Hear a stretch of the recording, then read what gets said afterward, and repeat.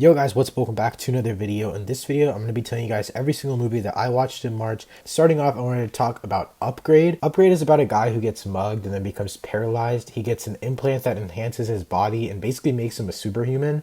One of my favorite things about this movie was definitely the camera work. It had a great score and it's basically Venom, but more gory, brutal, and a lot better in general. It is very, very basic when it comes to the plot and the storyline, but I feel like the action and the twists and turns, which are logical, makes sense and it makes up for the parts that the movie really declines at. I'm going to give Upgrade a solid 7 out of 10. Next up on the list is Wildfire. This is a movie about a teenager who has to watch his parents fall out of love, and his dad loses his job, and then he has to leave his house to fight wildfires. The kid is forced to take on an adult role in his household and witness his mother's struggle to keep her head above the water. This movie does star Jake Gyllenhaal, who's one of my favorite actors of all time, and he plays the dad. He's very phenomenal in this role, even though he has minimal amounts of screen time. Ed Oxenbould plays the teenager, and he also does pretty great in this movie. I would say the best thing about this movie is definitely the cinematography. It had perfect cinematography. The shots and everything could tell a story themselves. And this movie really revolves itself around a tragic small town story. It does a great job of setting the tone without having too much world building because you feel like you already know the town that they're in, even though many of us have never even heard that town. It's pretty cool the way that they use cinematography to tell the story, as well as the acting in this movie is also A+. But I think one of my least favorite things about this movie that is that it's told by a bystander story rather than a progressive story. Yes, the story in the movie of the teenager and his witness of his parents falling out of love is the main story and plotline of this movie, but it feels like you're more of a bystander. You're more on the side of all of this. You're not really there in his place. Give this movie a solid 7.5 out of 10. Next up on the list is Tenet. Now, I don't want to talk too much about this movie because I already have 3 videos on this movie on my channel, and I know that a lot of people already know that I love it so much. But a quick summary is that this movie follows a secret agent, and he's given a secret word kind of as a weapon, and he is sent to prevent the start of World War III. And kind of to put it simply, he basically travels through time and has to bend the laws of time and bend the laws of physics, practically anything you can think of in order to complete his mission. I've seen it 4 times and I plan to rewatch it again because it just gets better with each watch because I feel like I understand it more each time. I would give Tenet a solid 8.5 out of 10. Next up on the list is The Dark Knight. Now, I think everyone knows about the premise of this movie. It's a Batman movie. But seriously, I think this movie is one of my favorite movies of all time. It changed my favorite genre of superhero movie forever, and I really can't speak highly enough about it. This is my 16th time watching this movie, and it just gets better every single time. Christopher Nolan is one of my favorite directors of all time. I didn't say he's the best, but he is one of my favorite. Obviously, the highlight of this movie is Heath Ledger's performance. It's an A+, 10 out of 10, maybe even 11 out of 10. It's just a top tier acting performance that I'll never forget watching for the first time. And as this was my 16th time watching it, I still love it as much as I did the first time. Christian Bale is my favorite Batman. Even though this movie didn't really fall into a Batman category and it went more for a crime thriller instead of a detective movie, Bale is still my favorite Batman as his chemistry with Heath Ledger as the Joker was unmatched. Now, I know a lot of people have criticisms of Christian Bale as the Batman, but I thought he did a great job, especially in this movie. Telling the story didn't require a detective Batman, and Nolan kind of bended Batman's edges and made him more compatible to Heath Ledger's Joker's story. Another thing that I really, really love about this movie is the third act. It's superior to basically anything I've ever seen, and I'm talking about like forever. Like, I've never seen anything better than this third act of this movie, and overall, it's just an awesome movie. Overall, the movie is a 10 out of 10 for me. Next up, I'm going to talk about Nightcrawler. This movie is about a guy from Los Angeles who survives by scavenging and petty theft. He gets his hands on a camcorder and police scanner, and when he gets these things, he starts a search of crimes in the nighttime. He catches the eye of a news director who's in need of higher news ratings, so she basically hires him to go to like crazy lengths to catch the money shot. Now, this is only my second time watching this movie, and I love it a lot. Jake Gyllenhaal has one of my favorite acting performances of all time in this movie, and the character he plays in this movie is one of my favorite movie characters of all time.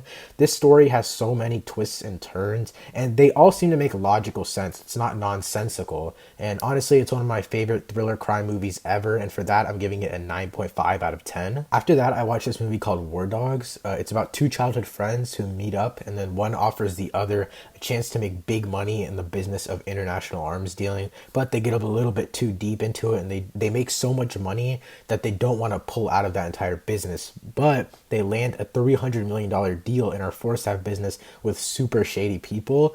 This movie really shows the mix of greed and cleverness in people in the arms dealing industry. And this movie was all around super entertaining and always had me laughing. There's a bunch of twists and turns, and the story does stay on track for the most part and it keeps moving forward. It's just the main premise and idea of the movie is a little bit too basic for me. So for that, I'm going to give it a 7.5 out of 10. So next up, I want to talk about probably the only animated movie on my list, which is Raya and the Last Dragon. It's Pixar's newest movie, and it basically follows a girl who has to track a fantastical dragon and restore peace in her world. This plot sounds super basic, but it's a super fun and exciting Pixar movie. In my opinion, it has the best action in any animated movie. I honestly think that the animation in this movie can stand up to any other Pixar movie. Honestly, Pixar really keeps getting me with the designs of these characters. They really surprise me every single time, and it's in the best way possible. Same thing with the action in this movie. I think it stands up to real life, like non-animated movies. I think it really stands up against those, especially the choreography for these action sequences. And overall, like I said before, great character design. I'm going to give this movie an 8 out of 10. If you guys want to check out my full review for Raya and the Last Dragon, you can click the box right up in the right-hand corner of this video. Moving on, the next movie I watched was Cherry. Cherry is about a young guy who basically goes from a college dropout to an army medic and only stays alive for his true love, but after coming home with PTSD, his life goes spiraling downhill due to his drug addiction.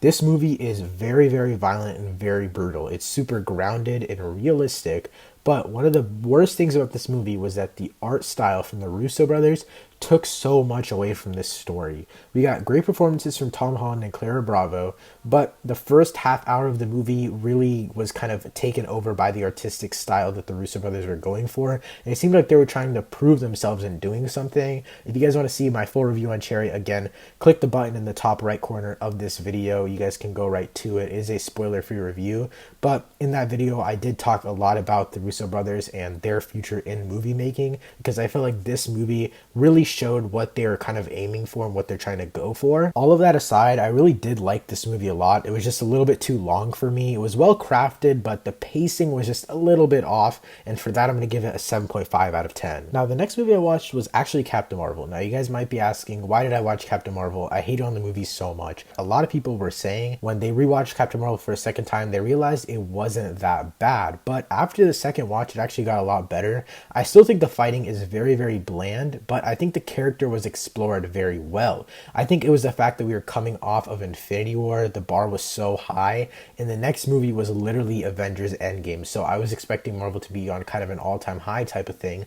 That wasn't the case. It was just a regular solo movie, but it's not nearly as bad as any of the Thor movies now. I mean, before I had it below Thor 2, so at first I really, really hated this movie, but right now, I'm going to give it a 7.5 out of 10. So the next movie I watched was The Justice League. I don't really want to talk about this movie that much, like ever in my life again.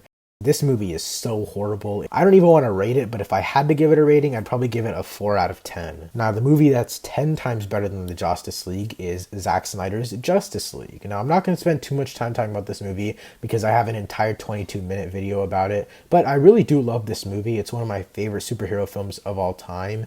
The first half is boring as but it builds up the entire world of the DCEU, and it gives the second half of the movie so much more purpose. And the 4 hours doesn't even feel like 4 hours when you start getting towards the middle of the movie, because everything starts going super fast paced. The story building starts to pay off, and everything just goes in the right direction. And for that, I'm going to give this movie an 8.5 out of 10. So the final movie that I watched in March was actually Inception. This movie is super overhated in my opinion. This is about the third time that I've watched it, and I personally think that the visuals are A plus. The acting, screenplay, and story are all perfect. It's basically just a heist movie that involves time and entering other people's subconscious. And it's a very, very complex idea. And during the movie, you think it's really complex, but Nolan, by the end of the movie, makes it work. And that's why I love it so much. And that's why I give it a 9 out of 10. And yeah, guys, that's it for this video. If you guys enjoyed, make sure to drop a like rating down below. Share with your friends if you did enjoy. Thank you guys so much for watching. I'll see you next time. Peace.